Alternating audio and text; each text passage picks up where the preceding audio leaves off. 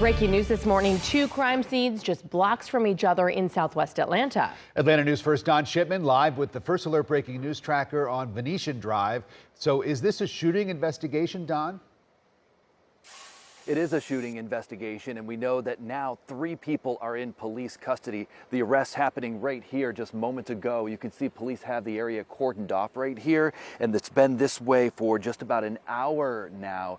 But we just learned within the last 5 minutes that 3 people are in custody, and it's in connection to the 2 people who were shot not far from here, also in southwest Atlanta. The good news in this is that both victims suffered minor injuries. So here's what unfolded.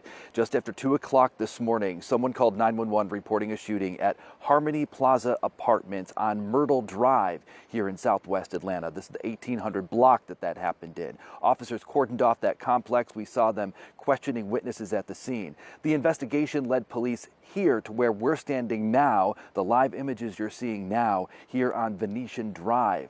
Now this is just off of Campbellton Road, and we watched officers handcuff 3 people, load them into patrol cars.